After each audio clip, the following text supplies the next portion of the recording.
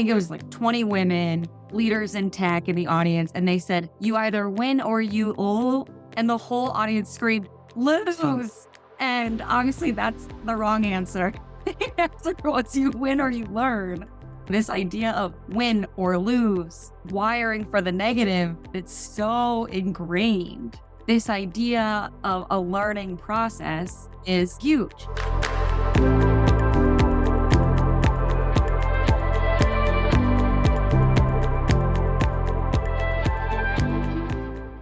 All right, everybody. Welcome to another truly exciting episode of Untapped. And I'm really excited for today. And of course, I'm sitting here with my co-host, my business partner, Lauren Weinstein, and we have Annie Riley with us. And the topic for today is how to manage yourself before managing others, which is a really interesting topic. And one that begs to the question of, have you ever been disappointed when you feel like you're communicating really well and you have a really good intention with other people? It could be your boss or people at work, but you're just not getting the feedback that you want, and you feel disappointed or frustrated that you think that you're doing everything correctly, but it's just not coming back in a way that is efficient, that is joyful, that is productive. I think we all have felt that way.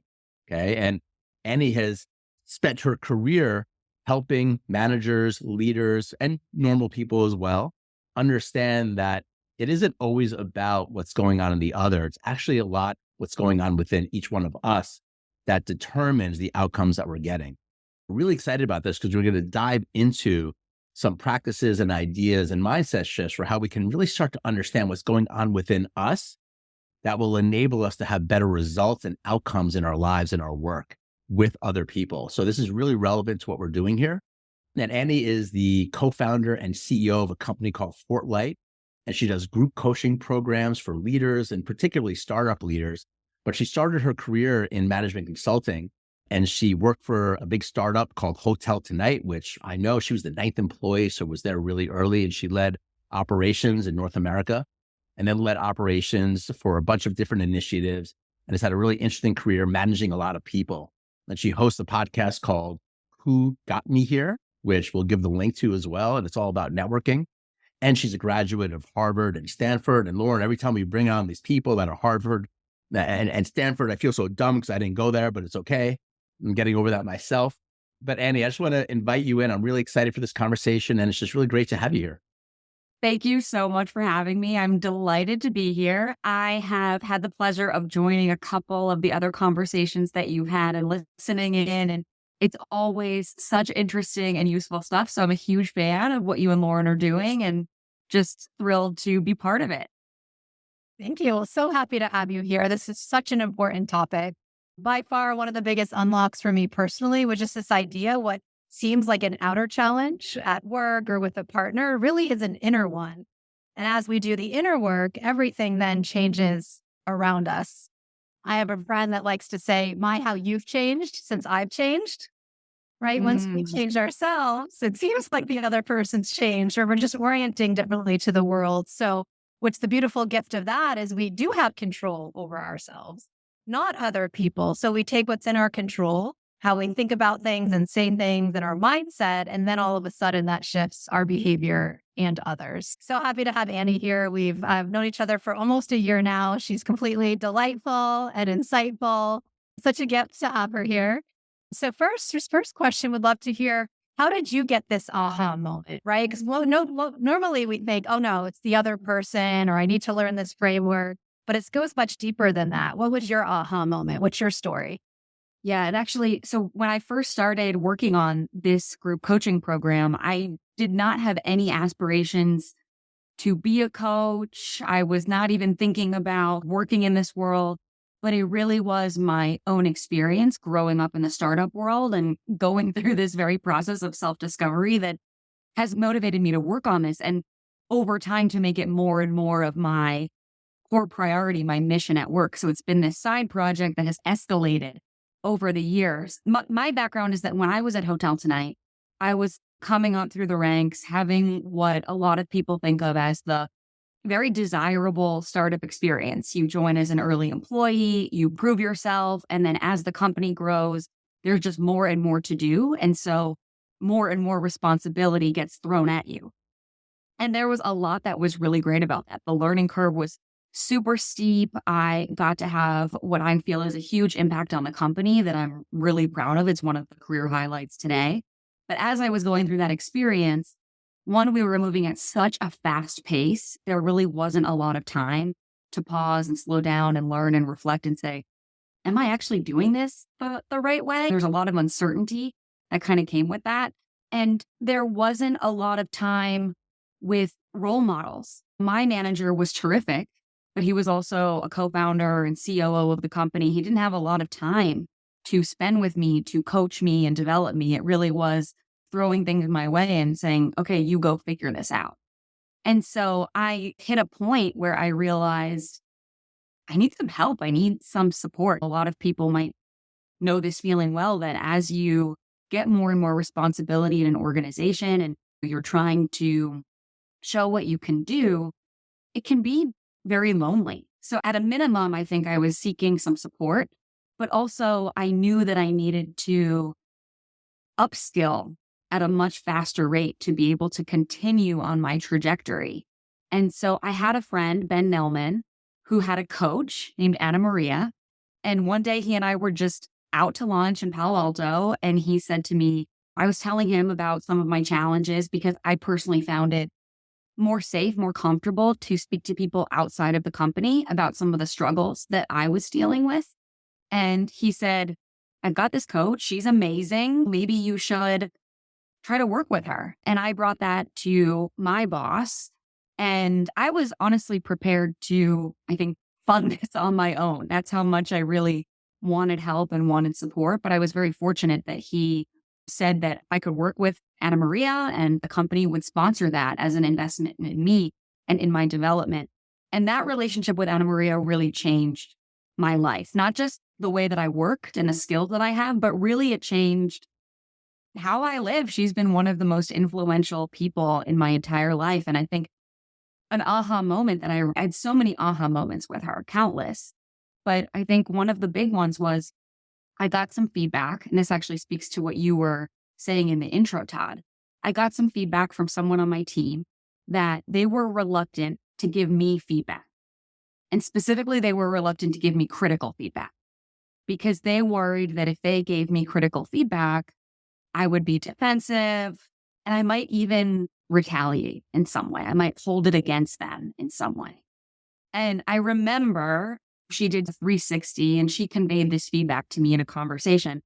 And I remember putting my head on the desk and just crying. I felt so defeated, frustrated, because to the point that you made, Todd, that is not at all what my intention was with my team. And actually, I held it as part of my identity, part of my values, that I wanted to be someone and that I am someone you can be straight with. You could tell me like it is. I can handle it. I actually prefer that. And so to hear that someone on my team actually felt the opposite was in the moment super devastating to me. And it just felt catastrophic. And I think going through the experience with Anna Maria, I remember my head was on the desk and she said, and I said, everybody hates me. Everybody thinks I can't take feedback.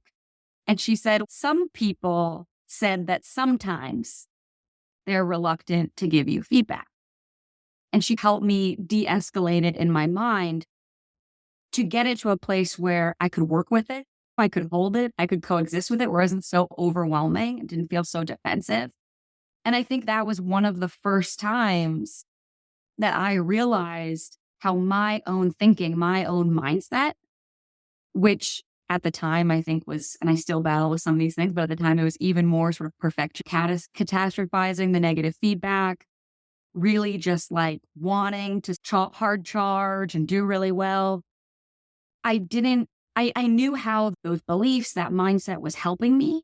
It had gotten me to where I was at that point, but it wasn't going to be all that I needed, right? Like in some ways it was hurting me or limiting me because I couldn't even hear this piece of feedback from someone on my team, right?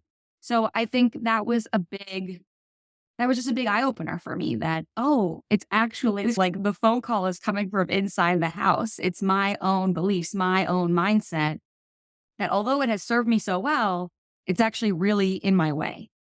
And that kind of started this whole process of really just getting more resilient, getting more accurate, building a whole toolkit about how I was approaching problems.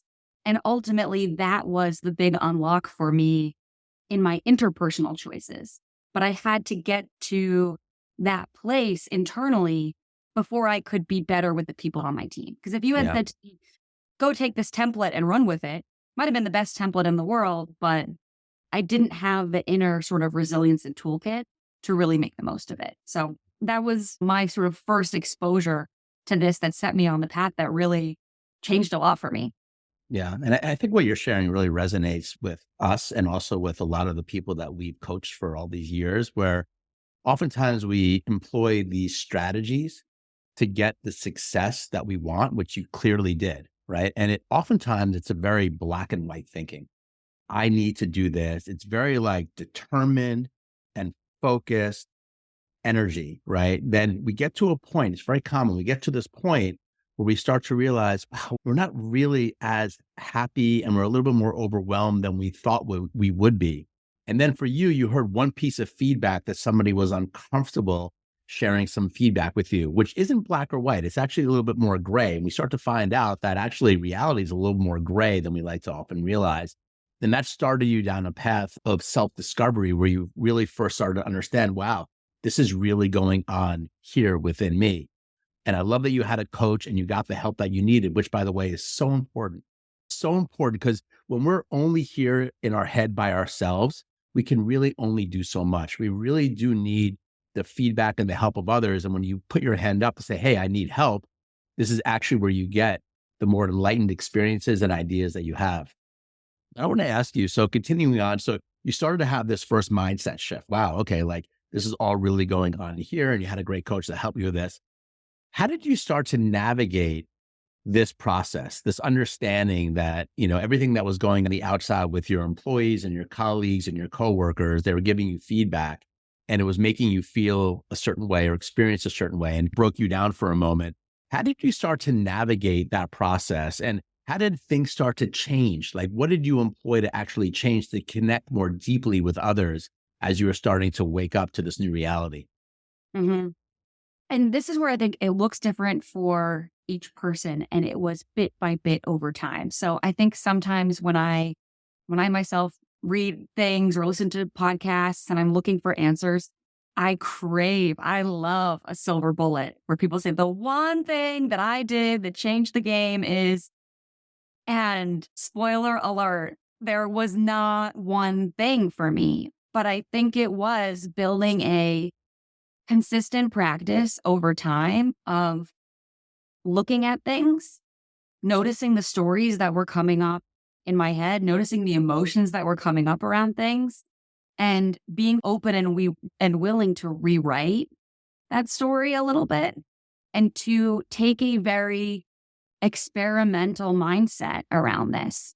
To your point, Todd, around I had very black and white thinking for a lot of my life. And I think it helped me in a lot of ways, but it was embracing that gray of, hey, there is going to be no silver bullet here. And it's going to be this kind of test and learn and incorporate this mindset, incorporate that tool, try this thing, didn't really work here, try something else. I just preface this with, sadly, for me and for everyone, there is no silver bullet here. But I think the consistent practice was really helpful. And then in my work with Anna Maria, something else that was really essential was this ability to put on we called it rose-colored glasses to interpret things differently. I mentioned that I got this piece of feedback from someone on my team. I was really upset about it. And I noticed that I had a pattern around really jumping to the most self-critical, catastrophic answer that there could possibly be. And in some ways, that was really keeping me stuck, right? Because when something is so big and so negative, there's not much you can really do with that. And so one of my favorite tools that I worked on with her was this idea, and I'm a very visual person. So it was almost like putting on this pair of rose-colored, sparkly glasses and looking at the exact same situation, but giving it the most positive, the most generous possible interpretation. And so from there, and then is there a version of that you can believe? Even a little bit. And then is there something that you can work with from there? Little tools like that I could learn, and then I could put into practice. And then again, that consistency. How did that go for me? What worked about it? What didn't work? Because again, I think especially in many of the high performing cultures we work in, we're so solutions oriented and we're trained to say, yes, this thing worked. Great. Now it's in my toolkit. I will apply it all the time, move on. And in reality, these types of the inner work we're talking about, the interpersonal choices that we're talking about, sometimes they apply, sometimes they don't. So I had this image of myself building, we called it my manager backpack. Again, I don't know why I come up with these like metaphors for things and they stick for me. And so I go with them. But I think it's whatever version of that works for you. But for me, it was my manager backpack. And in there was the rose-colored glasses. And in there was being aware of feelings and being able to name my emotions. And in there was a whole bunch of other things that I collected along the way. And so when I'm in a conversation, if that overwhelm comes, if the black and white thinking comes, if I get stuck, then I've got my back. It's always with me, but I can pull out whatever tool is going to be most helpful and just give it a try, right? Not expect it to save me or be the perfect solution, but be willing to try and then do the thinking of how did it work? How did it go? Where can I use this in the future? Where does it not apply? I think that last piece, that reflection piece, we don't tend to like to do because we think of it as slow. We think of it as interrupting our progress. But for me, that was really critical. I love that so much because I think we do want like the silver bullet, the quick fix. This is going to work immediately. But everything I've learned is it takes time, right? It's like you really are collecting all these tools and you have them in your arsenal and you practice them over time. And then eventually they're second nature. So what took you weeks to work through takes hours and then minutes. But it really is a journey. And so I think it's so important for people to know that, right? And but that's also the gift of it, because anywhere you can get one aha moment, one insight, and you're like, oh, that's good. Let me use it and make a note and then try it out and keep practicing. And then all of a sudden, a year later, you have so many tools. 2 years later, so many tools. And life just becomes so much easier and life is long. So you have 2 years is nothing in the grand scheme of having a more amazing work life or romantic life. Yeah, totally. It's all in your backpack suddenly becomes very big. So like in that easy lives, there's something that will make a note of it or building your toolkit, whatever sort of the concept is that resonates for you, that's going to stick for you. I think even if it's silly, I would say just go with it. Because for me, I would be reading something or in a conversation and be like, that's cool. I'm going to put it in my backpack. And I would even sometimes just think about what are all the things I feel stuck? What's in my backpack? What can I pull out here? Almost like I'm on a hike, I'm on a journey, and I literally need these supplies. And yeah, I think whatever version of that is helpful, people should just go with, because what matters is that it works for you. And actually, one thing I wanted to mention, Lauren, along the lines of what you're describing is we love to think of progress as linear. And one thing Anna Maria taught me, she often talks about learning as a spiral, because over the course of working with her, and actually even beyond, because she and I eventually stopped working together one-on-one, sometimes the same problems, the same challenges would come up, but just take different shapes, different forms, or it'd be a different version of the same challenge.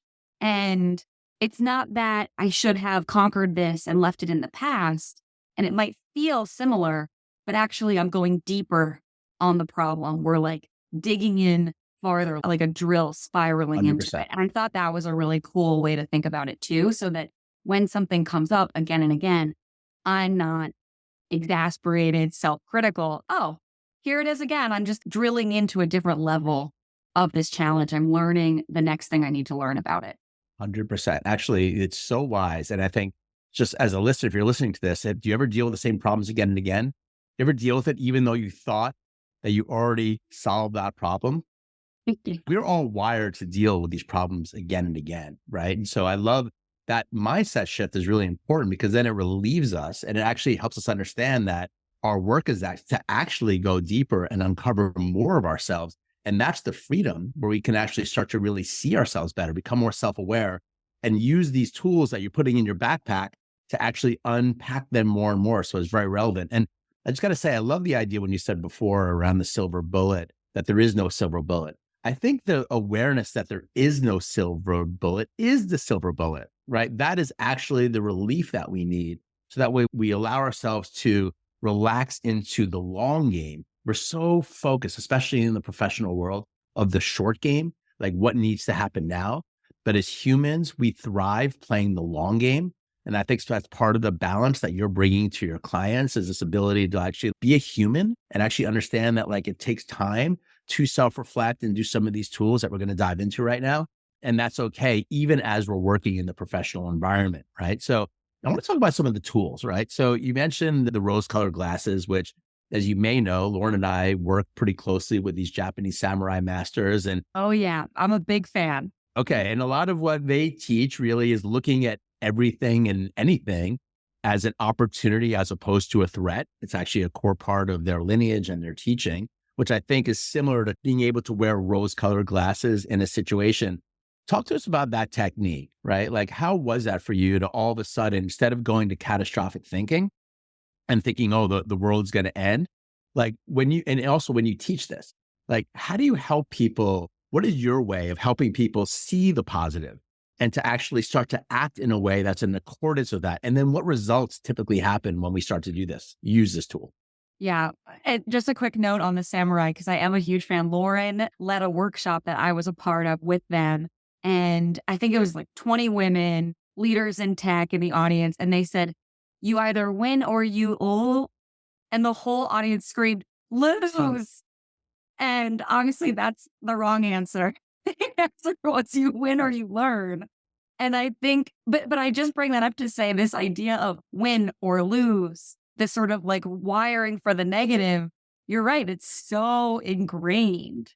And I think especially I work with people in the startup world, so especially for them, but honestly for folks in all industries and all types of roles, this idea of a learning process is so huge. In my experience for myself and also working with the many managers I worked with, it's not going to stick if you can't believe a version of it. I was just talking to somebody about the rose-colored glasses very recently. I said, okay, let's put them on. What is the most positive, generous interpretation you could come up with for what your colleague's behavior is? We're unpacking a difficult situation she had at work. And she had a really hard time coming up with something. So we built this menu of possibilities, and then we looked at it together. And she was in such a stuck negative place that she was like, I can't believe any of this. And I think there's a version of this where she could have just said to me, I guess we'll go with number 2. He really cares about me and wants me to grow. And that's why he gave me that critical feedback. And she could have just gone through the motions. But I think that's also where people get a little stuck, is they're trying to do the process right instead of coming up with something that really resonates and rings true. So we rework the options to come up with, even if it's small, even if it's tiny, even if it's silly, what's the sort of version of this that you can believe, or a part of you, one voice in your mind can believe. And then that gives us a thread to pull on. And that gives us more agency and more choices, right? When we think about what are the interpersonal decisions we could make here? What do we want to say to that colleague? How do we want to handle this? What would our ideal outcome be? All of that we want to jump to because it feels good and it feels like the solution. But really, we had to stop in this place of what is the positive interpretation that you can actually get behind here as the kind of gateway to get to those solutions. Otherwise, you're going to move forward in a way where it's not real, it's inauthentic, and it's not going to stick, and you're not going to make progress. Or you're going to stay so dug in and stuck on your own story that you also won't make progress. So I think it's just like finding these little threads of things you can believe and going out and testing and learning by pulling those.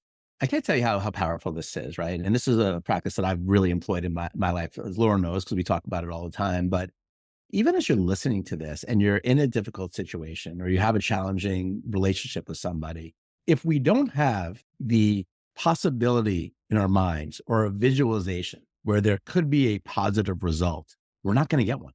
it's just not going to magically happen. So the work here really is to slow down and actually start to use our imagination, right? Because sometimes, like you said, it was difficult for her to even come up with one.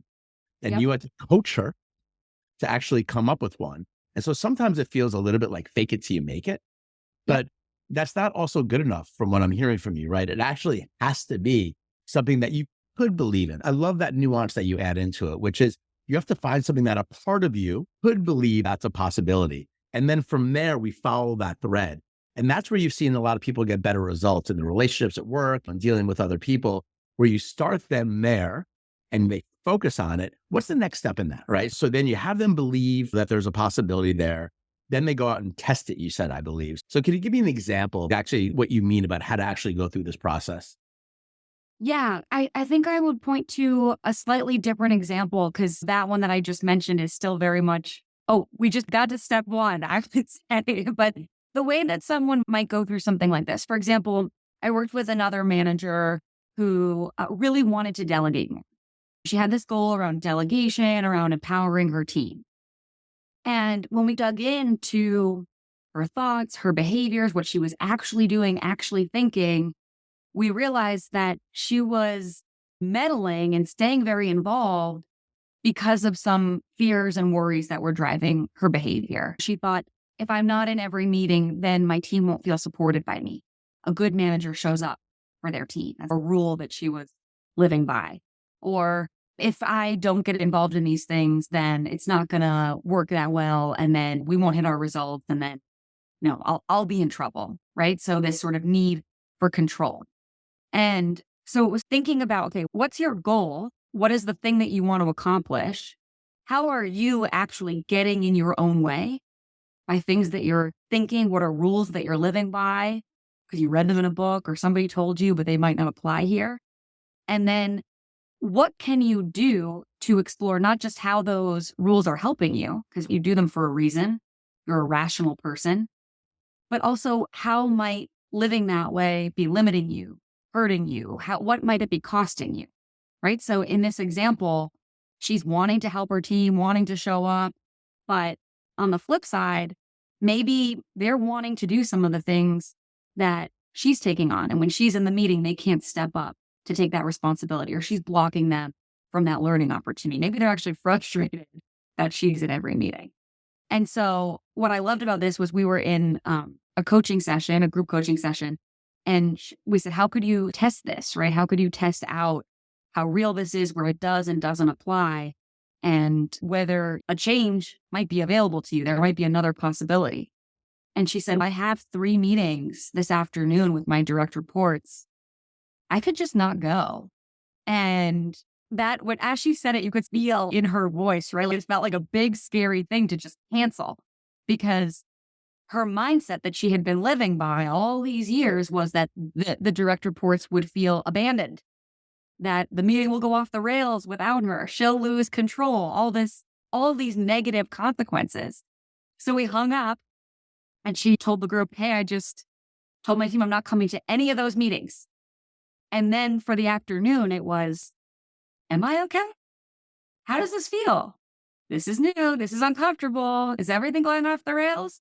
And then a piece that I think a lot of people miss is the next day, she asked her team how that was for them. Hey, when I canceled those meetings, how did you interpret it? How did that make you feel?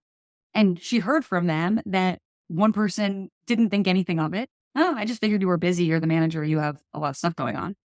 Another person was like, actually, I really appreciate it because I got to step up to lead the meeting. And that's been something I've been wanting to do. So she got all this data that the big, bad, scary didn't actually happen. And in fact, the reactions and the consequences were worst case neutral and best case really positive. And so it's all about like filing that data away and updating our internal algorithm for how we then go about making decisions in the future. So for her, she's like, when she thinks about, do I need to be in this meeting? It's not just, how can I give this away to somebody on my team, but it's, what do I think is going to happen? And how real and accurate is that? And actually, it's probably safer than I think. So then the next time she can opt out of a bigger meeting or hand over a bigger project, escalate it little by little over time.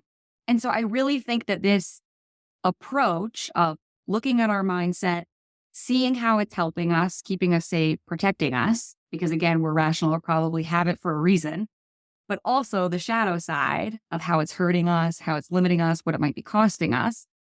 And then running these little experiments, not to make progress on it necessarily, but to use that as information to rewire our thinking around this. And this is rooted in the theory of adult development from Lisa Leahy and Bob Keegan out of Harvard Ed School.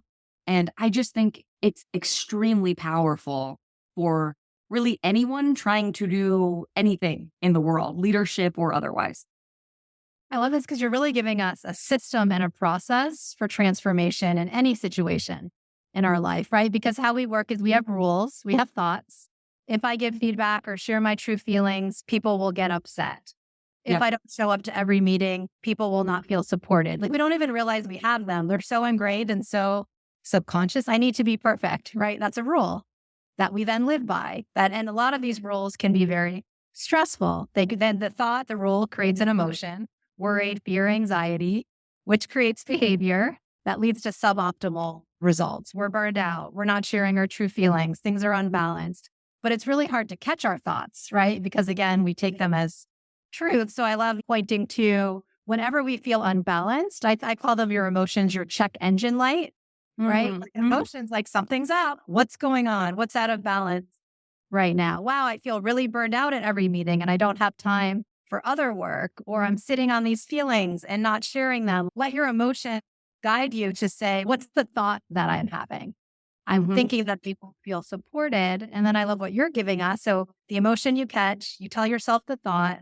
What's a behavior? How could I test if this thought is actually true in a way like safe, low risk? That's, I think, the work that you're speaking to from Harvard Ed is around what's a safe bet I can play. I'll go to one low stakes meeting.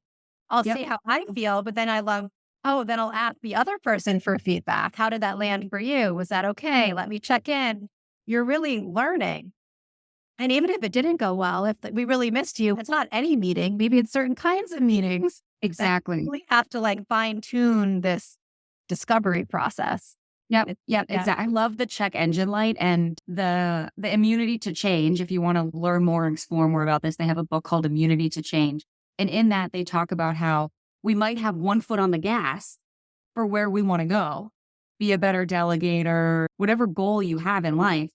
But because these beliefs, these mindsets, these rules are lurking beneath the surface, we also have, even maybe unconsciously, a foot on the gas or a foot on the brake, excuse me. So we have one foot on the gas with where we want to go. And then we have one foot subconsciously on the brake with these beliefs playing a role, but in a way where we don't give them life, we don't test them, right? They have a hold of us. And as a result, no matter how hard you push on that gas, if you have a foot on the brake as well, you're going to stay stuck, or you're certainly not going to go as far as fast as you want. And so I really like that analogy too. For me, the check engine light is when I feel stuck, when I'm saying to myself, I should do this, or I can't do that.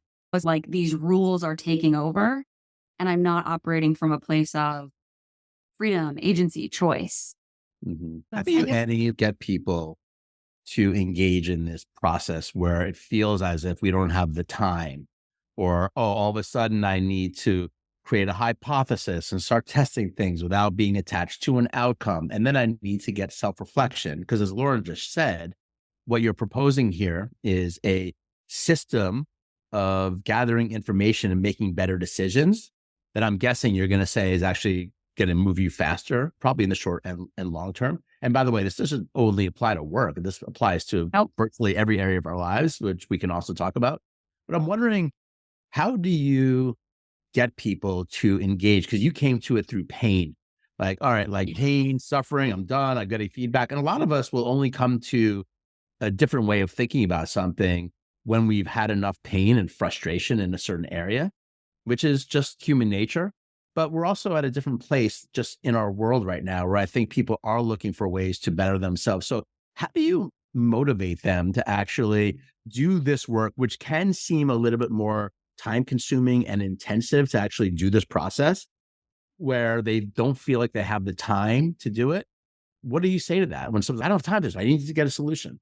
How do you do Yeah, an I obstacle? love this point because everybody I work with is extremely busy. And I would say everybody on this call and likely everybody listening to this is probably someone with a lot going on at work, especially managers have long to-do lists of maybe even just big picture things, not even things you can just check off in a way that feels easy, but big projects. People have personal family responsibilities, things they want to get done for themselves. And I think the key here is to not see this as some extra thing you need to do and really to integrate it into what you are already doing. And when someone comes to my program and we actually go over this and we give as homework, we've come up with sort of one way that you might have a limiting belief, have a hypothesis around how you might be in your own way. The homework is go run a test of that assumption that you're carrying around. And there are times where a week later, people come back many times and they say, I just didn't have time to do it. And that's what I love about the example that I gave, where the manager just canceled a meeting. And that was it. That was that and the reflection and the checking in. I think maybe all in what she spent 10, 15 minutes max on this whole thing. And it led to this unlock for her. I think if she had turned it into some separate thing that she had to do and had to manufacture, she could have been one of those people that showed up the next week and said, hey, I didn't get it done. But instead, she picked something that was already integrated into her work, into her life, into things that were already planned, already happening, and did it in a safe, Lauren, you brought up that, a safe and lightweight way. And that is the key to success. I think for me, I've had to learn that the hard way because I mentioned before, I have a strong perfectionist thread. And so I will say, I'm going to build a self-reflection practice. I'm going to carve out an hour a week. And then I'm going to do my coaching. Then I'm going to read every morning. And it's no, enough. I'm not going to do all of that. And what ends up happening is because I've created this perfectionist fantasy in my mind about what good looks like, I end up doing nothing and I end up staying stuck. And then the cycle continues, right? Because then I'm disappointed and frustrated in myself. So I think you set it up for success by making it super safe, super lightweight. And I heard someone refer to them once as giggle goals, which I thought was funny. It should be so small and seem so insignificant to your perfectionist brain that it actually makes you giggle at how silly it is. If you think it's that ridiculous, that it's that small, you've hit the nail on the head. That's the thing to go with. And then you just collect the information and you iterate, back to Lauren's point that you made earlier. It's not thinking of it as one and done. Now I'm perfect at this thing. Now I'm done. Now I've learned it. Okay, how do I escalate this a little more? What's the next version of what's safe and lightweight for me? And on we go. And back to what you said, Todd, making a comfy, cozy home in this process. I host dinners for managers. And last night we had one here in New York, and a woman brought up the fact that she's at this startup. It's really chaotic. And she doesn't have time to make the perfect playbooks to hand off to her team. She's a sales manager. And I really want to write the perfect script and make the perfect playbook and hire people and train them. And I just don't have time. And so she asked the group, how do you find time for this? And we went through 1, 2, 3, 4 solutions, pieces of advice. And another gentleman who's a growth manager at another startup said to her, have you ever thought about just getting comfortable with the idea that it might not get done in the way that you want? And it was just like a hush fell over the room because on the one hand, it's a frustrating answer, but on the other hand, he's so right. Like she was building this up in her mind for what she wanted to accomplish. And she would have been so much better off just saying, yeah, I'm going to make progress on this. And it's probably not going to get done in the way that I want it to. And I'm probably not going to tie a bow around it. And that's the nature of being at a scaling company. That's the nature of being a human in the world. That's the journey. So yeah, it's making that piece very comfortable. But I know we need to move on, but you also said, how do we motivate people? I think that piece, you can't. I think that people have to have the motivation. And then we can, as coaches, as friends, as colleagues, help people get there. And one thing I've learned the hard way is no one's coming to save us on this stuff. We've got to be willing to do that hard work, make it safe, make it lightweight, honestly, make it fun too. I'm a big believer in making things fun because if it's not, you're probably not going to want to do it. But no one's going to come do it for us. So I do think that we each have to have that kernel of motivation, whether it's coming from a place of strength or coming from a place of pain. And then from there, we can help each other and iterate on the process. But I do think we all need to have that for ourselves. You said you just dropped so many gems, which I love.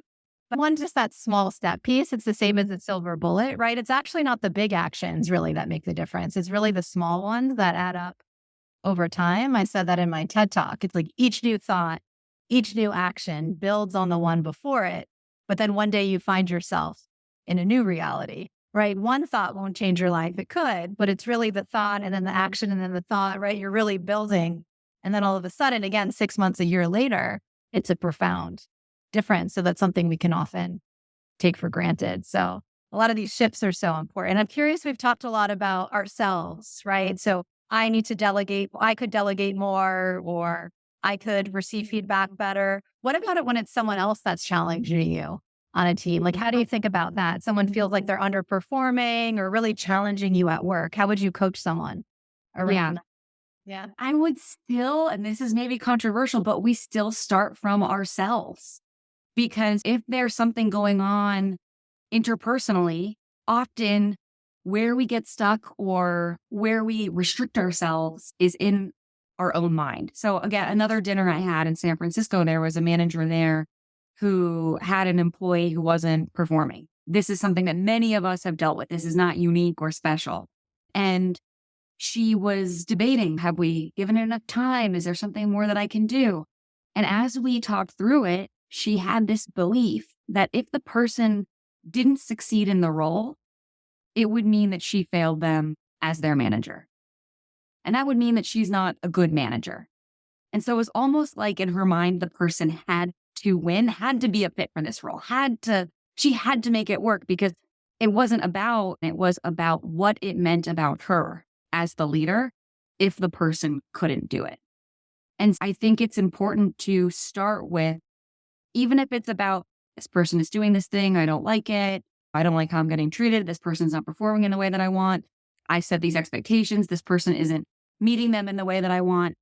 The first place to look in all of those examples, I think, is at ourselves and what we've done and to contribute to that situation potentially. Have we been clear with our expectations? Have we let this thing go on too long? What's driving that? And then to go from there. So I do think that the internal work is, at least in my experience, still the first step, even in those interpersonal challenges. I just love that. I think that's why you're having such an effect, because it's what Lauren and I would call the deeper work. The true work is that it really is our own perceptions forming our reality. As humbling and radical as that may sound, it tends to be the case. And then when we look at other people, they have their own universe going on, their own reasons that most of which we don't know about. And this applies to our interpersonal relationships too, right? Like we apply our own perception onto them, and that's where we lose that curiosity. So the work always comes back to ourselves. And I got to say, I love the piece that you add in. When we look at your process, it's not, first off, understanding that there's some kind of problem, and then going to this idea of visualizing with rose-colored glasses, that there could be a different way of looking at this, which is good. And then going out and testing it and having hypotheses, actually putting it out there, small ones, giggle ones. I love that, right? Like little ones that you can laugh at just to test it out. But it's also that last piece that I think is a superpower that kind of gets not talked about as much, which is getting the feedback around the hypotheses. And you can think about this as you're listening to playing with your interpersonal dynamics, playing with doing hypotheses at work. But that last piece seems really important to me. And I'm wondering how you coach people in terms of getting that important feedback, because that's really where the rubber meets the road, isn't it? Like when you're actually getting feedback, because that then gives us data about which we know if we can be more effective and more connected with others in our lives. How did you come up with that piece? And then how do you coach that piece to it? Two important things here. One, you've already said it, Todd, curiosity. And then that drives inquiry. And I think that those are two things that I had to learn through my work with Anna Maria and just from experience. But I think it's so important. What can you get curious about the situation, about what the other person might be going through, about what might be driving or motivating their behaviors, about what might be possible. I think if we can shift our state to a place of curiosity, again, back to that first example I shared that feels genuine, that feels authentic, even if it's small, is there one thread that you can pull on and then operate from that place, which often will then lead to inquiry, right? When we're talking about challenges with other people. And inquiry, genuine, curious inquiry is, in my opinion, the best way to get high quality feedback that you're describing. Really quick, I had a manager once who would say to me, "Do you have any feedback for me?" at the end of our one-on-ones. So we'd meet like every other week for a one-on-one. And the last 2 minutes, he would say, "Hey, do you have any feedback for me?" And that's a great example of a sort of low quality feedback question, because the bar that I had to clear in the last 2 minutes on a yes, no question was so high for him to get anything real or rich from me. And so I think as a leader, if we can shift to, okay, what is something I genuinely want to know about this situation or from the other person? And then ask a really specific question about it. In that meeting, when I didn't come to that meeting, I was really concerned that you might feel that I abandoned you. Did that come up for you?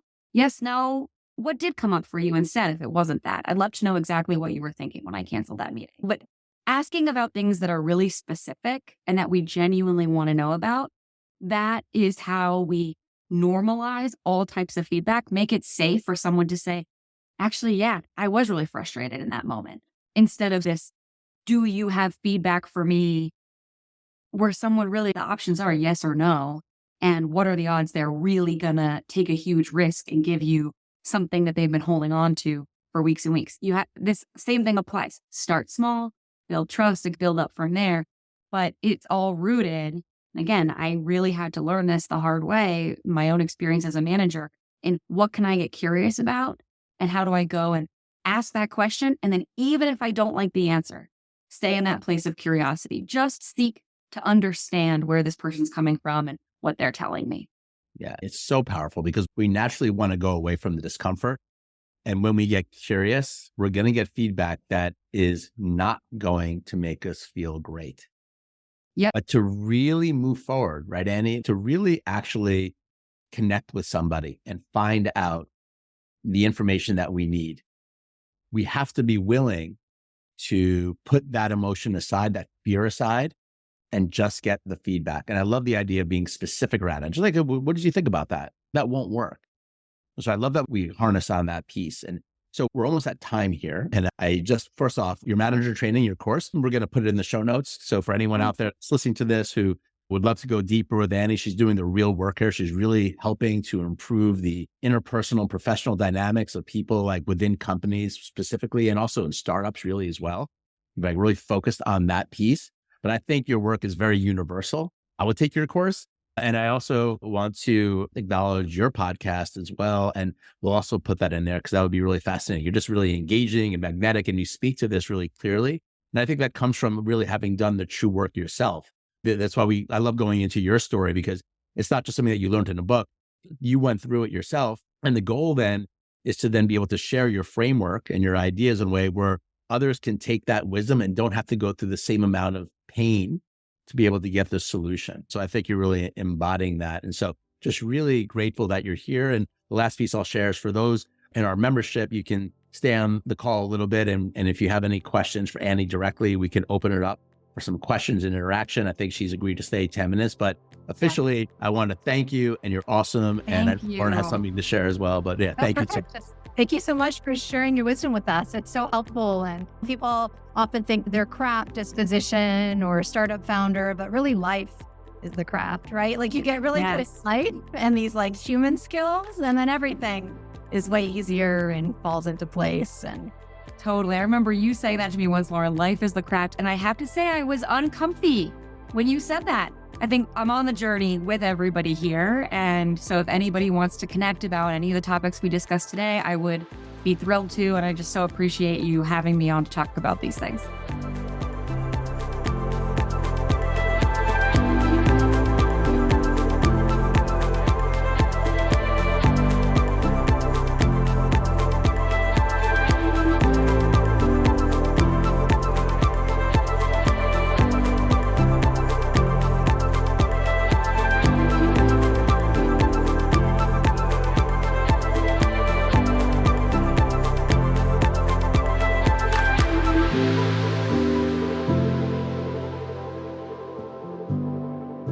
Well, everybody, we hope you truly enjoyed that episode of Untapped. It was our honor to have our esteemed guest with us today. And make sure that you subscribe to our feed because we have so many amazing interviews coming up and you do not want to miss this.